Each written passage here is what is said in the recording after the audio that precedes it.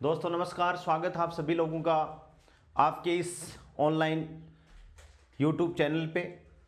दोस्तों आज का सेशन बहुत ही इम्पोर्टेंट होने वाला है, क्योंकि आज अपन जो टॉपिक पढ़ने जा रहे हैं वो अपने 11th क्लास में भी है और अपनी यूजी क्लास में थर्मोडायनेमिक्स में भी है। मीन फ्री पाथ, माध्य मुक्त पाथ। अपना जो सीनियर सेकेंडरी लेवल है उसकी जो केटीजी की यूनिट चल रही है उसका टॉपिक अपना माध्य मुक्त पथ, मीन फ्री पाथ। माध्य मुक्त पथ इंपॉर्टेंट है। कई बार तो इसकी डेफिनेशन भी आती है, कई बार इसका डेरिवेशन आता है, कई बार इसका फॉर्मूला भी पूछ लेते हैं और फॉर्मूले पे बेस्ड न्यूमेरिकल क्वेश्चन भी पढ़ लेते हैं। ठीक है, सबसे पहले मीन फ्री पाथ को डिफाइन करने के लिए अपन बात करते हैं ब्राउनी गति की। ब्राउनी गति यानी गैस के पार्टिकल है रैंडमली किसी पात्र में यदि गैस भरी हुई है तो गैस के पार्टिकल दीवारों से टकराकर रैंडमली जो मोशन करते हैं, टेढ़ी मेढ़ी अनियमित गति। कैसे?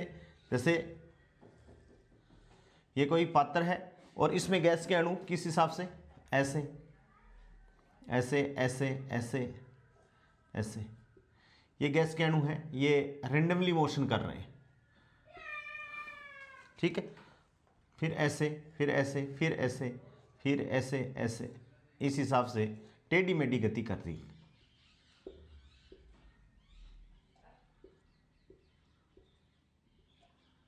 तो ये रैंडमली मोशन कर रहे हैं, गैस के अणु पात्र में कैसे मोशन कर रहे हैं, अनियमित टेढ़ी मेढ़ी गति करते हैं। तो ऐसी गति को अपन कौन सी गति बोलते हैं? ब्राउनी गति बोलते हैं। ठीक है, अपन लिख सकते हैं किसी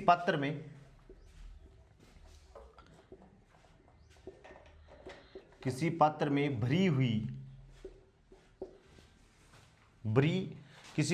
भरी हुई गैस के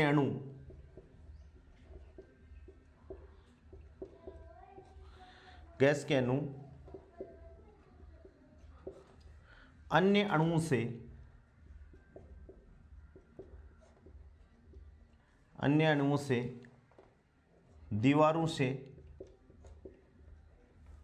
से दीवारों से टकराते हुए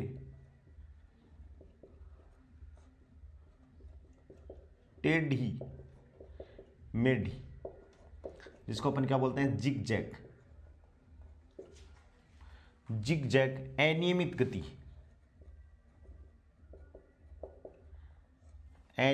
गति करते हैं। जिग जैग अनियमित गति करते हैं, जिसे ब्राउनी गति कहा जाता है, जिसे अपन कहते हैं ब्राउनी गति या जिग जैग गति कहते हैं। ठीक है, मुक्त पथ, इसके बाद में डेफिनेशन क्या है? मुक्त पथ किसे कहते हैं? दो क्रमागत टक्कर, जैसे एक ये यहां इसने टक्कर की, जैसे गैस का पार्टिकल ये टक्कर और दूसरी ये टक्कर, तो दो क्रमागत टक्करों के बीच की जो दूरी है, गैस के अणु द्वारा दो क्रमागत टक्करों के बीच की दूरी, तय की गई दूरी या बीच की दूरी क्या कहलाती है? मुक्त पथ कहलाती है। तो मुक्त पथ बहुत सारे हैं और इन सारे मुक्त पथों का औसत क्या कहलाता है दोस्तों? माध्य मुक्त पथ कहलाता है। तो अपन क्या कह सकते हैं इसको? लगातार दो टक्करों के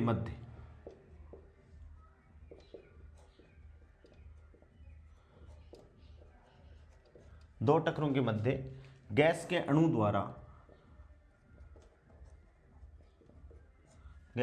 द्वारा तय की गई दूरी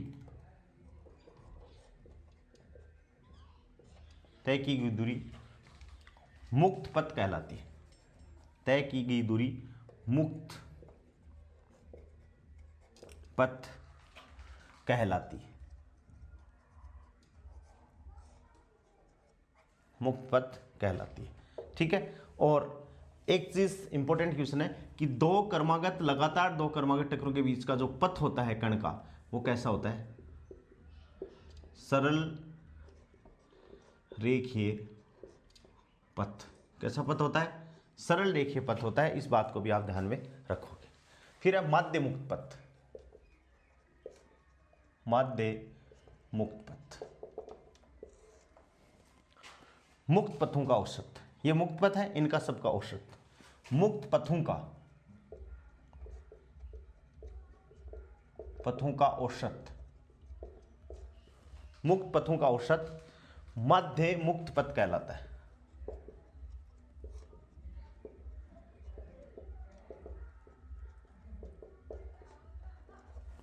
अपन मान ले यदि गैस के अणु द्वारा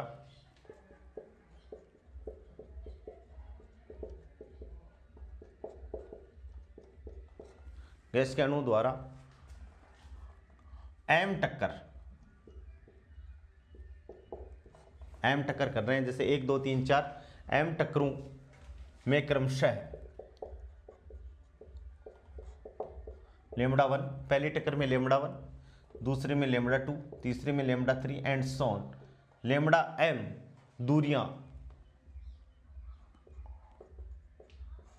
दूरियां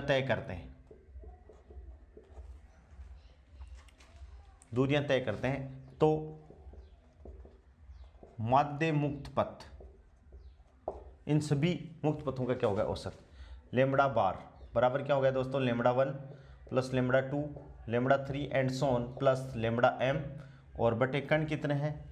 m है, तो m राशियों का योग बटे राशियों की संख्या, यानी सारे मुक्त पथों का औसत और उसका क्या हो गया? औसत हो गया। उसे अपन क्या कहेंगे? माध्य मुक्त पथ कहलाता है।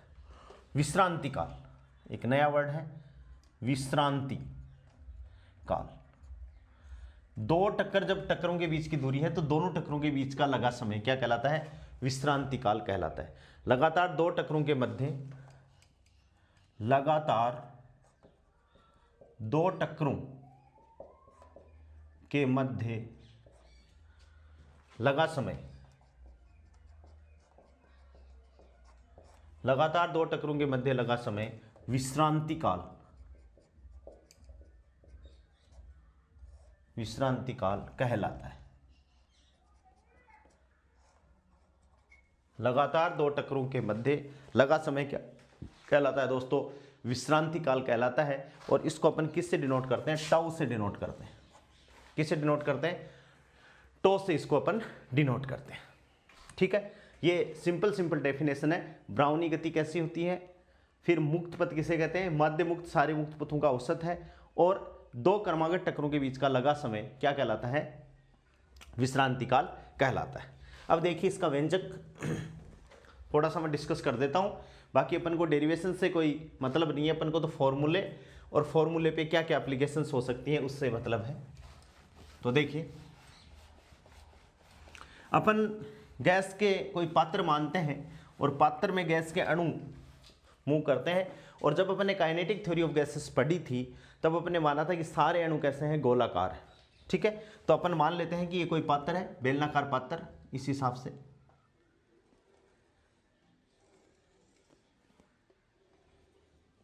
और ये इस बेलन की क्या है? एक्सिस। ठीक है, और इस बेलन की एक्सिस में यहाँ गैस के अणु हैं वो मोशन कर रहे हैं।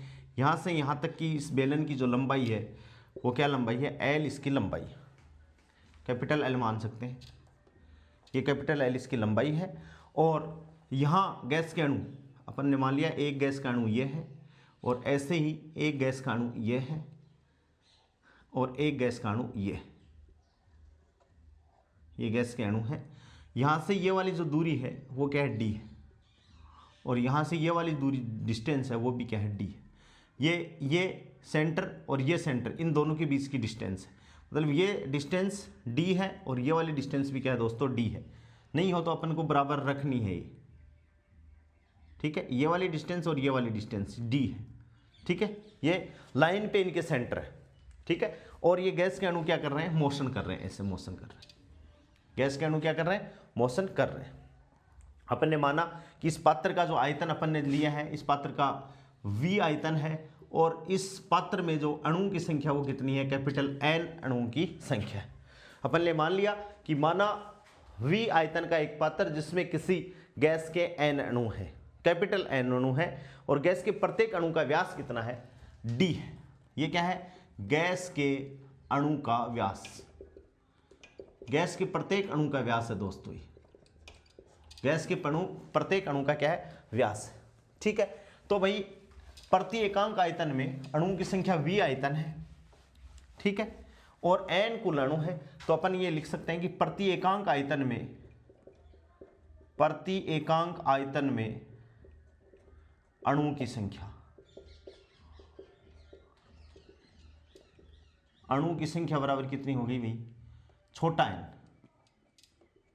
और ये क्या हो गया, कैपिटल N बटा V। समीकरण नंबर 1 हो गया कि पात्र में डेंसिटी ऑफ पार्टिकल कितनी होगी, छोटा n बराबर पात्र में अणुओं की संख्या और बटे क्या हो गया दोस्तों, पात्र का आयतन हो गया। L लंबाई का अपन ने एक सिलेंडर है, बेलन है, वो कंसीडर किया। ठीक है, तो प्रति एकांक आयतन में अणुओं की संख्या कितनी होगी, N/V हो गई। ठीक है, अब अपन ने माना कि यहां से अणु स्टार्ट होकर यहां तक जाते हैं, तो कितनी दूरी तय करते हैं, L दूरी गति करता है। ठीक है, अपन ये लिख सकते हैं, माना पात्र में कोई अणु L दूरी तक गति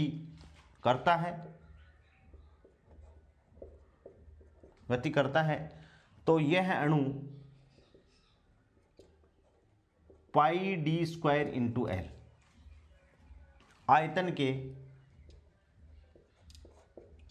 आयतन के बेलन, क्योंकि देखो यहां बेलन, ये पूरा ये अणु का व्यास है ये वाला, लेकिन ये बेलन की तो क्या हुई, त्रिज्या हो गई, और बेलन का आयतन क्या होता है, πr² इंटू L, तो क्या हो गया, L इसकी लंबाई है और D क्या है, बेलन की त्रिज्या है। व्यास अणु का है, बेलन का नहीं है। व्यास अणु का व्यास D है, तो बेलन के लिए तो क्या हो गई, त्रिज्या हो गई, तो बेलन का आयतन यानी क्षेत्रफल क्या हो गया, πr² यानी πd² और इंटू L, तो आयतन कितना हो गया, πd² इंटू L, यानी इतने आयतन में गैस के अणु क्या कर देंगे, स्थित होंगे। तो अपन ने लिख दिया, माना पात्र में कोई अणु L दूरी तय करता है, तो यह अणु πd² L आयतन के बेलन में स्थित सभी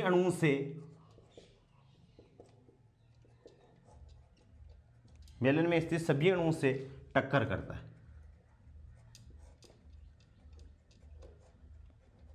सभी अणुओं से टक्कर करता है, तो बेलन में उपस्थित अणुओं की संख्या, बेलन में उपस्थित अणुओं की संख्या कितनी होगी भाई, बेलन में उपस्थित एकांक आयतन में n अणु है, तो इतने आयतन में कितने हो गए, बराबर n, तो n गुणा πd² इंटू क्या हो गया, L हो गया। ये समीकरण नंबर 2 हो गया। और अणु द्वारा की गई टक्करों की संख्या, अतः अणु द्वारा की गई टक्करों की संख्या बराबर बेलन में उपस्थित अणुओं की संख्या, बराबर बेलन में उपस्थित अणुओं की संख्या,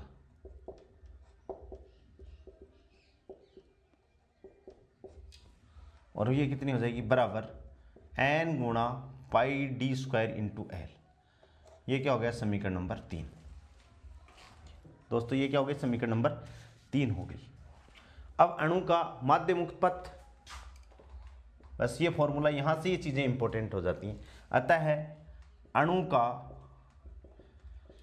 माध्य मुक्त पथ बराबर लेमड़ा, बराबर माध्य मुक्त पथ को किससे डिनोट करते हैं, लेमड़ा से। तय की गई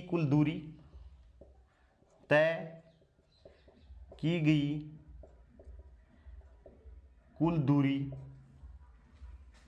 बटे टक्करों की कुल संख्या, बटे टक्करों की कुल संख्या। तो क्या हो गया, लेमड़ा इक्वल्स टू एल और बटे टक्करों की संख्या कितनी होगी, n into pi d square l, l से एल कट गया तो क्या गया 1 pi d square into n, या एन पाई डी स्क्वायर। ये अपने पास में आ गया क्या, माध्य मुक्त पद का फॉर्मूला आ गया। लेमड़ा इक्वल्स टू अपने पास में आ गया 1/n पाई डी स्क्वायर, जहां n क्या है, एकांक आयतन में अणुओं की संख्या, छोटा n यानी नंबर पार्टिकल डेंसिटी, और पाई डी स्क्वायर क्या है, उस पात्र यानी उस बेलन का क्या हो गया, क्षेत्रफल हो गया।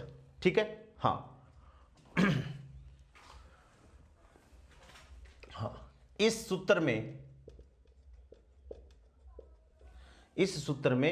गतिशील अणु के इस सूत्र में गतिशील अणु के अलावा सभी अणुओं को स्थिर माना गया है। यह बात ध्यान में रखेंगे, सभी अणुओं को स्थिर माना गया है, जबकि वास्तव में सभी अणु गतिशील होते हैं। जबकि वास्तव में सभी अणु गतिशील होते हैं, कोई स्थिर होता ही नहीं है। जबकि वास्तव में सभी अणु गतिशील होते हैं, जिससे टक्करों की संख्या अधिक होगी, जिससे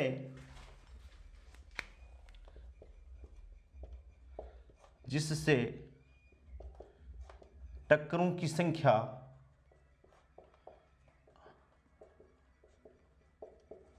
अधिक होगी।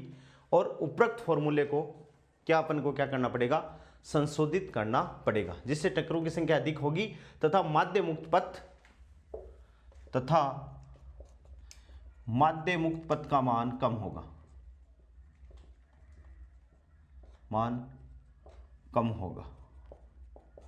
कितना कम होगा, मैक्सवेल ने इस उपरोक्त व्यंजक में संशोधन किया।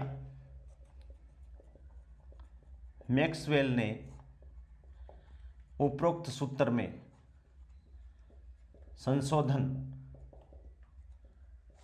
किया। क्या किया कि lambda equals to 1/√2 pi d square n, ये फॉर्मूला इन्होंने दे दिया, जो अपन को रटना है। वेरी इंपॉर्टेंट, यहां से क्वेश्चन आता है। यदि यहां से क्वेश्चन आता है तो उसको चाहे 11वीं लेवल का मान लिया जाता है, चाहे अपना कॉलेज लेवल का मान लिया जाता है, क्योंकि थर्मोडायनेमिक्स में भी अपन ये चीज पढ़ेंगे दोस्तों। माध्य मुक्त पथ lambda equals to 1/√2 pi d square n. √2 constant है, पाई कांस्टेंट है, डी क्या है, व्यास, किसका, अणु का व्यास है, अणु की त्रिज्या नहीं है। त्रिज्या तो उस पात्र की त्रिज्या होगी जिसमें अपन ने गैस भरी है। और एन क्या है, नंबर डेंसिटी। एन क्या है, नंबर डेंसिटी। अपन को याद रखना है फॉर्मूला, इस फॉर्मूले पे क्वेश्चन आते हैं।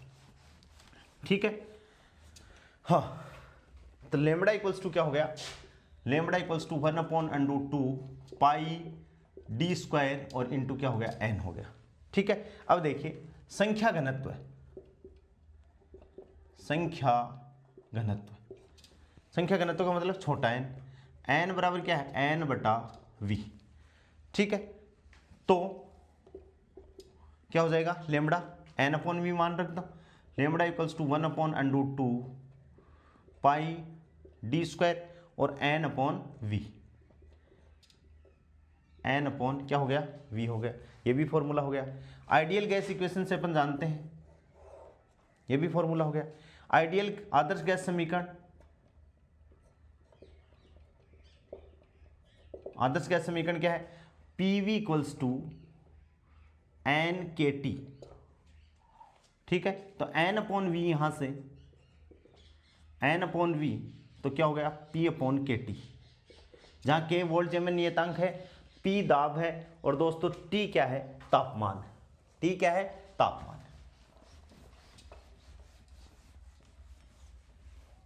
ठीक है, तो n/v की वैल्यू पुट करेंगे तो P तो नीचे आ जाएगा और KT पलट के ऊपर चला जाएगा। तो लेमड़ा इक्वल्स टू कितना हो जाएगा, KT बटे √2 पाई डी स्क्वायर और क्या हो जाएगा, P। Very very most important, यहाँ से क्वेश्चन आता ही है। चाहे दाब को दुगुना कर दें, तापमान को कम कर दें, ये सारी चीज़ें यहाँ से इंपॉर्टेंट हो जाती हैं। ठीक है, आपको ये रटना है फॉर्मूला, और इसी पे बेस्ड आपको क्वेश्चन है लैम्बडा इक्वल्स टू के टी अंडर 2 पाई डी स्क्वायर और इंटू पी, जहाँ वेयर टी क्या है, तापमान टेम्परेचर है, और पी क्या है, प्रेशर यानी दाब है, डी क्या है, अणु का व्यास, गैस के अणु का व्यास है, क्या है दोस्तों, गैस के अणु का व्यास है, और के क्या है, वोल्ट-जेमेन नियतांक, जिसकी वैल्यू 1.38 गुणा 10 की पावर माइनस 23 होती है, ये अपन को पता है। ठीक है, इस फॉर्मूले को अपन को बहुत ध्यान में रखना है। ठीक है, यहाँ से मैं ये फॉर्मूला कहाँ से आता है, ये अपन को पता ही है। पी वी इक्वल्स टू क्या होता है, P V equals to mu R T हो जाएगा, और म्यू बराबर क्या है, पी वी म्यू एन अणु की संख्या बटे अवोगाद्रो संख्या, और ये क्या हो जाता है आर टी, और P V equals to n अपनी जगह ही है, आर अपॉन एन ए और इंटू टी, और P V R upon N A को अपन क्या कहते हैं दोस्तों, वोल्ट-जेमेन नियतांक यानी के कहते हैं। तो पी वी बराबर क्या आ जाएगा, एन के टी, जहाँ से अपन ये यूज कर रहे हैं। के जो अपन ने माना है, के की वैल्यू क्या है, R upon N A, R क्या है, गैस नियतांक या सार्वत्रिक गैस नियतांक, और एन ए क्या है दोस्तों, अवोगाद्रो संख्या है। ठीक है, तो ये वैल्यू है। यहाँ से आप ध्यान से देखो तो जो माध्य मुक्त पथ है वो समानुपाती किसके है, तापमान के। ठीक है, और दूसरा इससे क्या रिजल्ट निकला है, लैम्बडा व्युत्क्रमानुपाती किसके है, दाब के। ठीक है, और अणु के व्यास के वर्ग के व्युत्क्रमानुपाती, अणु के व्यास के वर्ग के व्युत्क्रमानुपाती, तथा लैम्बडा व्युत्क्रमानुपाती किसके हैं, डी स्क्वायर, और जहां डी क्या है, अणु की गैस के अणु का व्यास, डी क्या है, गैस के अणु का व्यास, क्या है दोस्तों, डी है गैस के अणु का व्यास। तो ये फॉर्मूला अपने लिए मोस्ट इंपॉर्टेंट, और यहां से क्वेश्चन आता ही है, आएगा आपके भी एग्जाम में क्वेश्चन यहां से श्योर आना है। वो बात अलग है कि आप इसको बहुत अच्छे से करते हो या नहीं करते हो। ठीक है दोस्तों, तो अब इसके बाद में कुछ इंपॉर्टेंट पॉइंट्स हैं जो मैं आप लोगों को और डिस्कस कर देता हूं, और अपनी ये जो यूनिट है KTG kinetic theory of gases की, वो आज कंप्लीट होने जा रही है। देखिए, इसको मिटा देता हूं। अब कुछ इंपॉर्टेंट पॉइंट्स हैं, कुछ बातें हैं जो अपन पढ़ चुके हैं, बस इसको रिकॉल करना अपन को वापस, इसी चैप्टर में मैंने पढ़ा दी हैं, उनको ही अपन को रिपीट करना है। तो कुछ इंपॉर्टेंट बातें हैं जो आपको भी ध्यान में रखना है, जिससे क्वेश्चन एग्जाम में सीधा आए और अपन सीधा सीधा उसका आंसर कर दें। ठीक है, देखिए सबसे पहले नोट लगा के मैं लिख रहा हूं। सबसे पहला जो इंपॉर्टेंट पॉइंट है वो ये है, आदर्श गैस की कुल आंतरिक ऊर्जा, आदर्श गैस की कुल आंतरिक ऊर्जा। बहुत सारे बच्चे कंफ्यूज रहते हैं इसमें। आंतरिक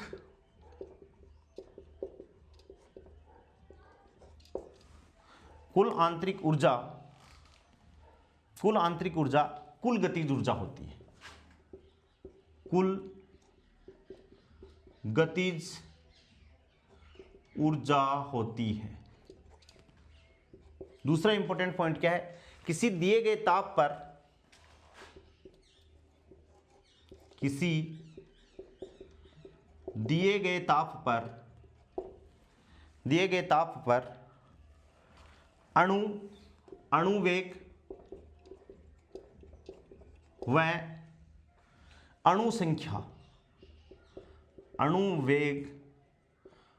अणुसंख्या के मध्य खींचा गया ग्राफ, आ सकता है एग्जाम में ये लाइन, खींचा गया ग्राफ या खींचा गया वक्र, वेग वितरण वक्र कहलाता है।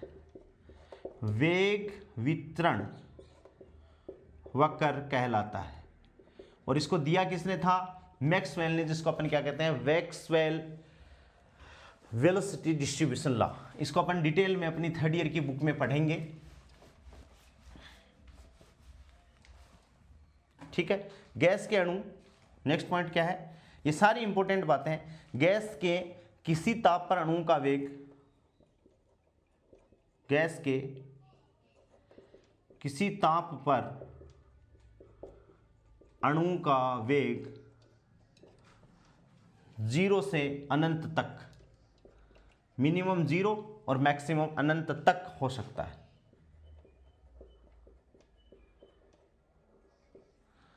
ठीक है। ताप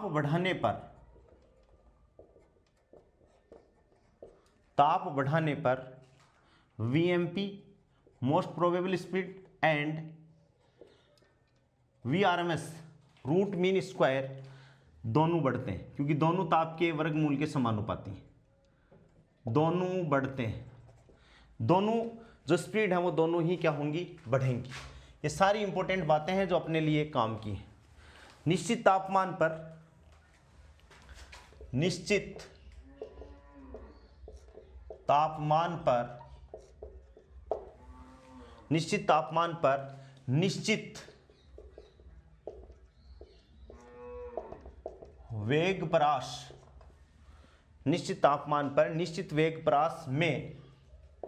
वेग परास में अणुओं की संख्या नियत होती है। अणुओं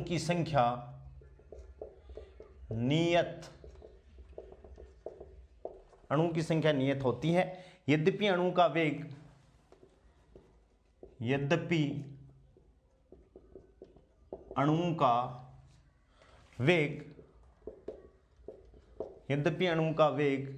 सतत रूप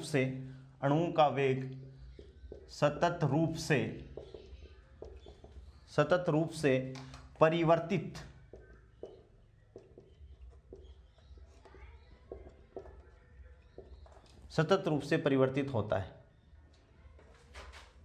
नेक्स्ट, वेग वितरण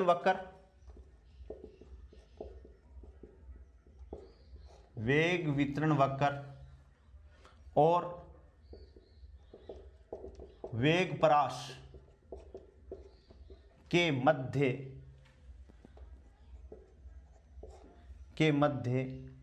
घेरा गया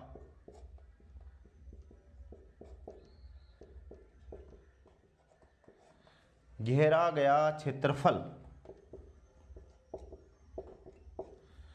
उस वेग परास के संगत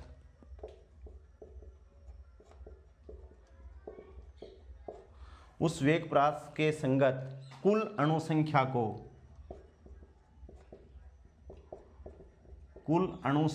को प्रदर्शित करता है।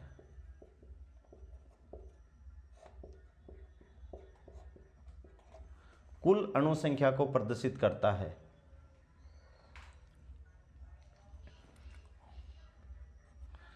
ऊर्जा समविभाजन का नियम किसके द्वारा दिया गया? मैक्सवेल ने। इसी में लिख देता हूं,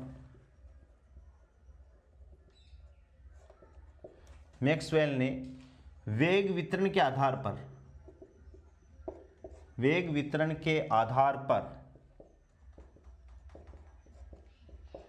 किसी ताप पर गैसों के लिए सम ऊर्जा विभाजन नियम दिया। सम ऊर्जा विभाजन का नियम दिया। 0 केल्विन के अलावा अन्य किसी ताप T पर E is greater than EM is greater than E bar. E बार औसत गतिज ऊर्जा, EM 1 ग्राम गैस की गतिज ऊर्जा है, और E क्या है? गैस की कुल ऊर्जा है। E क्या है दोस्तों? गैस की कुल ऊर्जा है। बाकी जितने भी पॉइंट हैं वो अपन ने डिस्कस कर लिए हैं। ये सारी बातें आप लोगों को ध्यान में रखनी है। एक पॉइंट और उतार लो ध्यान से। आदर्श गैस की कुल आंतरिक ऊर्जा कुल गतिज ऊर्जा होती है। किसी दिए गए ताप पर अणु वेग व अणु संख्या के मध्य खींचा गया ग्राफ वेग वितरण वक्र कहलाता है। गैस के किसी ताप पर अणु का वेग 0 से अनंत हो सकता है। ताप बढ़ाने पर VMP most probable and root mean square दोनों बढ़ते हैं। निश्चित तापमान पर निश्चित वेग प्रास में अणुओं की संख्या नियत होती है, यद्यपि अणुओं का वेग सतत रूप से परिवर्तित होता रहता है। इसको अपन डिटेल से अपनी कॉलेज की बुक में पढ़ेंगे। वेग वितरण वक्र और वेग प्रास के मध्य घेरा गया क्षेत्रफल उस वेग प्रास के संगत कुल अणु संख्या को क्या करता है, प्रदर्शित करता है। मैक्सवेल ने वेग वितरण नियम के आधार पर ऊर्जा समविभाजन का नियम दिया और 0 केल्विन के अतिरिक्त ये रिलेशन होता है, इसको अपन को ध्यान में रखना है।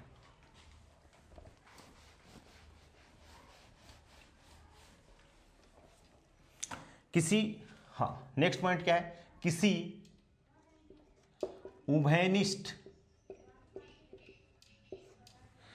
उभयनिष्ठ दिए गए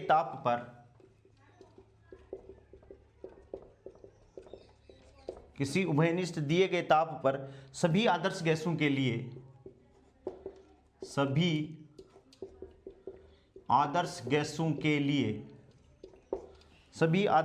के लिए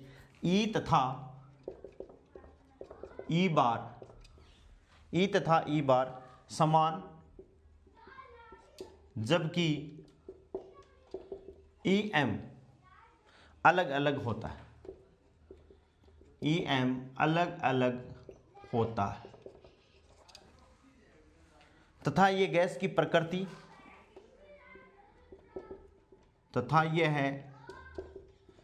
गैस की प्रकृति का मतलब क्या है, एटॉमिक वेट और एम या द्रव्यमान पर निर्भर करता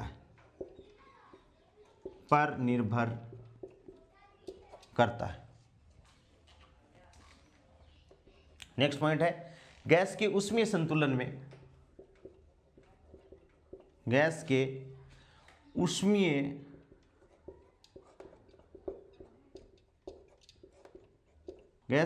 संतुलन में सभी गैसों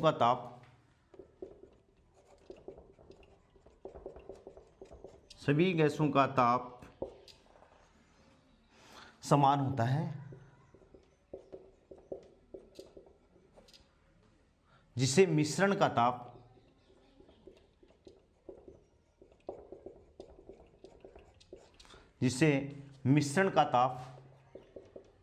Tm कहते हैं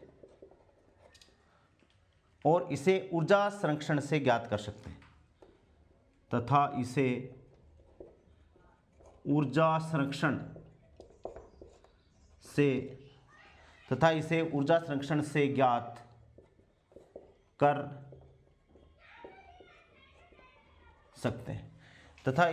संरक्षण से ज्ञात कर सकते हैं।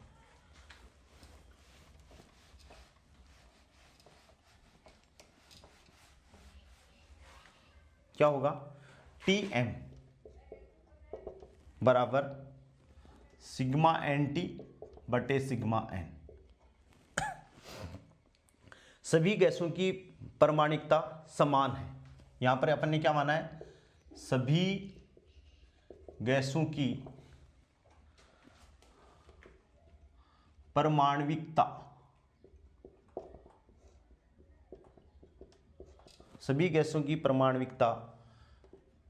समान है। सभी गैसों की परमाणविकता क्या है, समान है। Tm बराबर सिग्मा NT बटे sigma n implies that Tm बराबर N1 T1 plus N2 T2 plus N3 T3 and सोन। यदि n अणु है तो Nn Tn और बटे N1 plus N2 and Son plus Nn। क्या हो जाएगा, ये हो जाएगा। ये अपन को ध्यान में रखना है, ठीक है। हाँ, 1 मोल गैस के लिए ये अपन पढ़ चुके हैं। 1 मोल गैस के लिए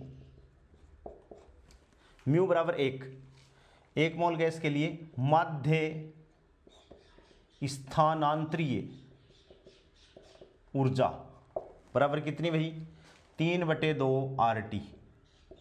R आएगा। कुल गतिज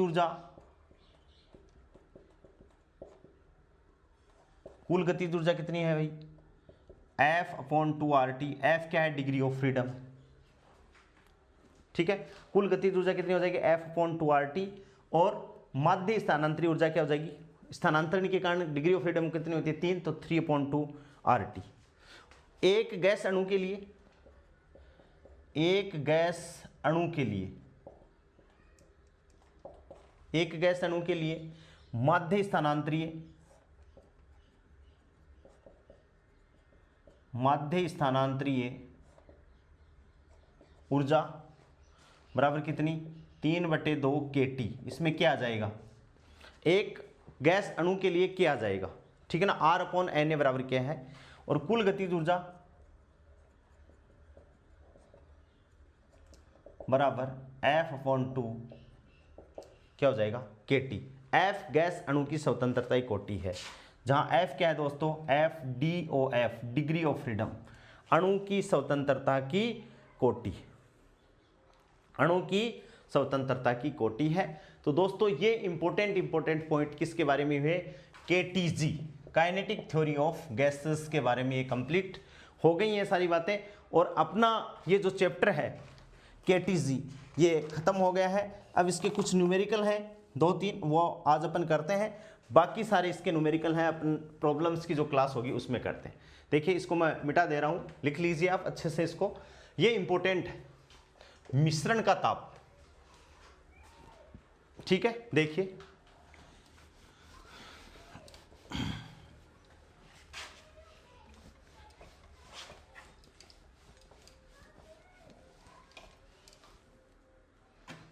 पहला क्वेश्चन बहुत इंपॉर्टेंट है,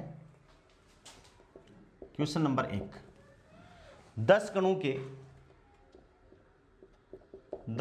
के metre second inverse, metre second inverse का मतलब ये वेग का मात्रक या स्पीड का मात्रक अपन को दे दिया। 10 कणों के मीटर सेकंड इनवर्स में वेग 0, 2, 3, 4, 4, 4, ठीक है। फिर 5, 5, 6, 9 है, गणना कीजिए।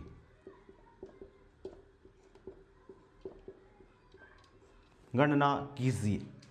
सबसे पहले है माध्य चाल, माध्य चाल, माध्य चाल क्या हो जाएगी, V एवरेज राशियों का योग बटे राशियों की संख्या। तो माध्य चाल क्या हो जाएगी दोस्तों, V एवरेज सबको जोड़ देंगे बटे 10 कण है, तो 0 + 2 + 3 + 4 + 4 + 4 + 5 + 5 + 6 + 9 और बटे कितना आ जाएगा 10। 1 2 3 4 5 6 7 8 9 10, 10 है, सबको जोड़ के अपन को किसका भाग देना है, जोड़ा। तो देखो 5 4 9 4 13 4 17, 17 5 22 5 27 और 27 और 15 42, 42 बट्टे कितना हो गया 10, यानी 4.2 मीटर प्रति सेकंड। ये क्या हो गई, माध्य चाल हो गई दोस्तों, क्या हो गई, माध्य चाल। दूसरा क्वेश्चन इसमें क्या पूछा है, वर्ग माध्य मूल वेग, वर्ग माध्य मूल वेग चाल, वर्ग माध्य मूल वेग, और ये ठीक है वर्ग माध्य मूल, तो VRMS अपन को पूछा है। तो VRMS बराबर क्या है भाई, पहले स्क्वायर करेंगे फिर माध्य लेंगे और फिर घात 1/2, तो यहाँ घात 1/2 कर देता हूँ पहले से, और ये माध्य लेंगे, स्क्वायर करेंगे फिर माध्य लेंगे। तो देखो सबसे पहले क्या है 0 का स्क्वायर, तो 0 का स्क्वायर प्लस 2 का स्क्वायर प्लस 3 का स्क्वायर प्लस 4 का स्क्वायर प्लस 4 का स्क्वायर प्लस 4 का स्क्वायर, ठीक है भाई। फिर प्लस 5 का स्क्वायर प्लस 5 का स्क्वायर प्लस 6 का स्क्वायर और प्लस 9 का स्क्वायर, और बटे कितना हो जाएगा 10, और की घात कितनी आ जाएगी 1/2। ये क्या हो गया, रूट मीन स्क्वायर, क्या हो गया दोस्तों, रूट मीन स्क्वायर हो गया, ठीक है। थोड़ा सा अपन ऊपर करते हैं इसको, वर्ग माध्य मूल वेग को। दूसरा इसमें क्या पूछा है इसी क्वेश्चन में, वर्ग माध्य मूल वेग चाल, ठीक है। तो VRMS पूछा है, तो पहले स्क्वायर करेंगे फिर मीन लेंगे, तो पहले स्क्वायर कर दिया 0 का स्क्वायर प्लस 2 का स्क्वायर प्लस 3 का स्क्वायर प्लस 4 का स्क्वायर प्लस 4 का स्क्वायर प्लस 4 का स्क्वायर प्लस 5 का स्क्वायर प्लस 6 का स्क्वायर प्लस 9 का स्क्वायर और बटे कितने हैं 10, तो बटे 10 और की पावर कितनी हो गई 1/2। ये क्या आ गया रूट मीन स्क्वायर स्पीड आ गई। ठीक है, इक्वल्स टू इसको 0 plus 4 plus 9 plus 16 plus 16 plus 16 plus 25 plus 36 plus 9 नमा 81 बटे कितना हो गया 10 और की पावर कितनी 1/2। ठीक है, और जैसे इसको अपन जोड़ेंगे तो कितना हो गया 228/10 और की घात कितनी होगी 1/2। यानी ये क्या आ गया अपने पास में 228 की पावर 1/2 है, तो इसको अपन सॉल्व करेंगे तो ये कितना आ गया 4.77 मीटर प्रति सेकेंड। ठीक है, और सर्वाधिक तीसरी, ये तो दूसरी होगी, और तीसरी क्या है सर्वाधिक प्रायिक चाल, सर्वाधिक प्रायिक चाल। तो इसको करना ही नहीं है अपन को, केवल चाल के फॉर्मूले में ये देखना है कि सबसे ज़्यादा चाल कौन सी है 4 है, तो VMP बराबर क्या हो गया दोस्तों 4 मीटर प्रति सेकेंड। यहाँ से आप देखिए कि माध्य चाल तो कितनी है 4.2। ठीक है, VRMS कितना है 4.77 और सबसे कम कौन सी है 4। तो यहाँ से वो चीज़ भी क्लियर होगी अपनी राम वाली RAM, R greater than A greater than M। Ram का मतलब है रूट मीन स्क्वायर, R का मतलब A का मतलब एवरेज माध्य यानी VM, और सबसे राम मोस्ट प्रोबेबल यानी VMP। यह फॉर्मूला याद रखने का है कि सबसे ज़्यादा कौन सी होती है राम, तो ग्रेटर देन लगा लो RM, VRMS average, VMP, VM और M का मतलब क्या है दोस्तों मोस्ट प्रोबेबल।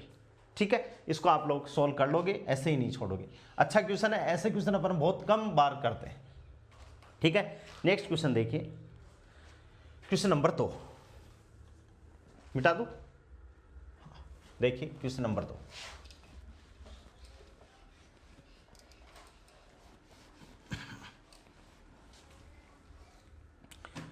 क्वेश्चन नंबर 2 दूसरा क्वेश्चन कहता है किस ताप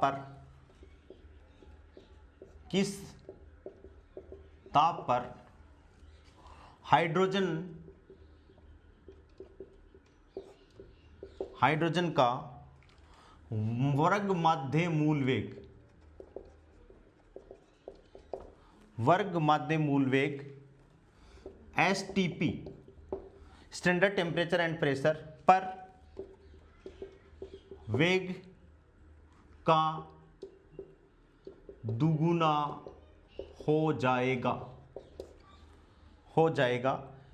यदि दाब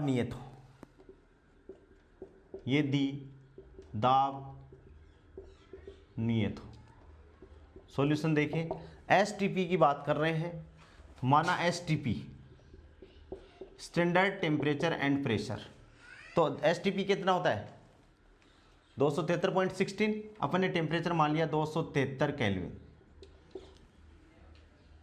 पर VRMS अपन ने वर्ग माध्य मूल वेग क्या माना अपने V1 माना, पर वर्ग माध्य मूल वेग V1 तथा अज्ञात ताप T2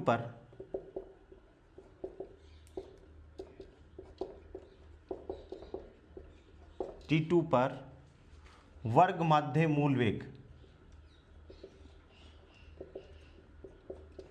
अपन ने मान लिया V2 है। ठीक है, अब अपन ये भी जानते हैं कि VRMS बराबर समानुपाती रूट टी, स्क्वायर करेंगे तो V² RMS समानुपाती क्या हो जाएगा T। किस ताप पर हाइड्रोजन का वर्ग माध्य मूल वेग STP, अब STP standard temperature and pressure है तो कितना होता है, तो अपन को तापमान दे दिया 273 केल्विन या 273.16 केल्विन दे लो। ठीक है, ये अपन को दे दिया, वेग का दुगुना हो जाएगा, वर्ग माध्य मूल वेग STP पर वेग का दुगुना हो जाएगा यदि दाब के वैल्यू क्या हो नियत हो।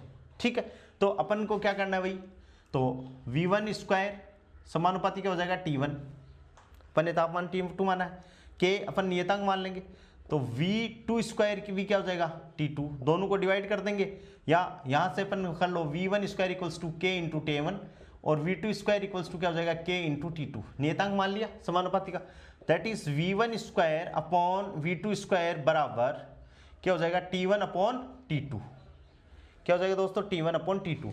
तो T2 बराबर क्या हो जाएगा अपने लिए, T2 बराबर हो जाएगा T1 और V2 अपॉन V1 का होल स्क्वायर, ठीक है। और T1 कितना है 273, ठीक है। और किस ताप पर हाइड्रोजन का वर्ग माध्य मूल वेग STP पर वेग का दुगुना हो जाएगा, यानी V2 क्या है 2V1 है, यानी V2 अपॉन V1 कितना है 2, 2 गुना है, तो ये क्या हो जाएगा 2 का स्क्वायर, 2 दूनी 4 यानी 273 इंटू 4 बराबर कितना हो जाएगा, 4 3 12 को 2 असल पाई 1, 7 चौक 28 और 1 29 और 1092, क्या हो जाएगा 1092 केल्विन। तो T2 देन T2 बराबर कितना हो जाएगा डिग्री सेंटीग्रेड में 1092 माइनस 273 बराबर कितना 819 और degree centigrade, answer degree centigrade में क्या हो जाएगा ये आंसर हो जाएगा। सिंपल है, बस क्वेश्चन की लैंग्वेज थोड़ी सी अपन को ये समझना पड़ेगा कि वही क्वेश्चन को पूछा अगले ने किस हिसाब से, ठीक है। 2 क्वेश्चन हो गए, तीसरा क्वेश्चन देखिए, हाँ क्वेश्चन नंबर 3। तीसरा क्वेश्चन क्या है, ऑक्सीजन अणु के 27 डिग्री सेंटीग्रेड पर, ऑक्सीजन अणु के 27 डिग्री सेंटीग्रेड पर वर्ग माध्य मूल वेग VRMS की गणना करो या गणना कीजिए। तो ताप T 27 डिग्री सेंटीग्रेड दे रखा है, अपन को इसको केल्विन में चेंज करना है, तो T बराबर क्या हो गया 27 प्लस 273 बराबर कितना हो गया 300 केल्विन, ठीक है भाई। ऑक्सीजन अणु का भार ऑक्सीजन अणु का भार, ऑक्सीजन अणु का अणुभार, अणुभार, ऑक्सीजन अणुभार, ऑक्सीजन का अणुभार O2 होता है, O2 ऑक्सीजन का 16 दूनी 32 और 32 ग्राम, और ग्राम को अपन केजी में चेंज करेंगे, 32 ग्राम बोल देता हूं पहले भाई, 32 क्यों आया, क्योंकि 16 गुणा 2 32 ग्राम कितना है 16 गुणा 2, क्योंकि ऑक्सीजन क्या होता है 2, एट ऑक्सीजन 16 होता है, तो 16 16 ऑक्सीजन के 2 मॉलिक्यूल है, तो 16 दूनी 32 ग्राम, और इसको केजी में बदलोगे तो 32 गुणा 10 की पावर -3 केजी, ग्राम में भार होता है, ठीक है। आ गया रिडबर्ग नियतांक अपन जानते हैं, R इक्वल्स टू क्या होता है 8.31 जूल पर मोल और पर केल्विन, ठीक है भाई।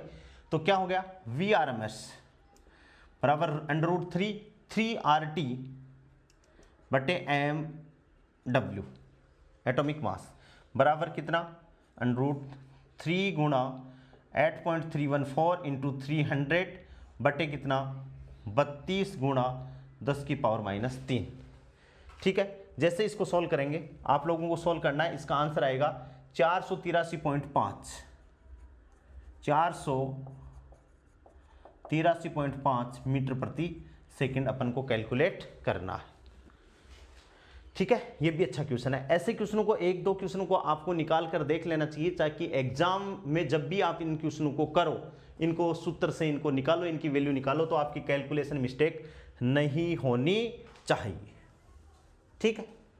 नेक्स्ट क्वेश्चन देखिए, क्वेश्चन नंबर 4।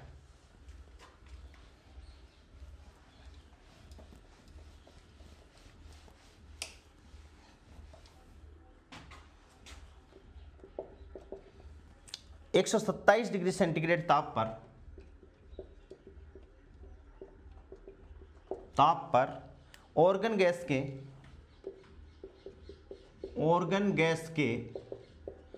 1 ग्राम अणु की गतिज ऊर्जा ज्ञात कीजिए।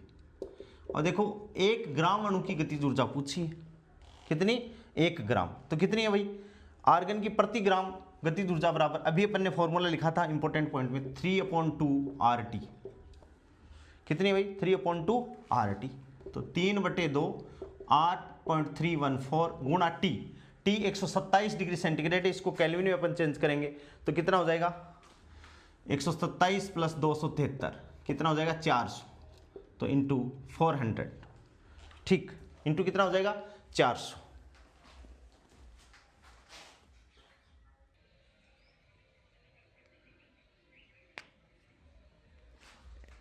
इसको मल्टीप्लाई कर दोगे तो 200 2 कट जाएगा, 200 आ जाएगा, और 3 इंटू 8.314 इंटू 200, और दोस्तों इसका आंसर आ जाएगा अपने पास में 4986 जूल। तो इस हिसाब से इसको अपन क्वेश्चन को कर लेंगे। और आज के लिए इतना ही। चैनल को ज़्यादा से ज़्यादा लोगों के साथ में शेयर कर दीजिए ताकि सब लोग इसका फ़ायदा ले सकें। आज के लिए इतना ही, थैंक्स।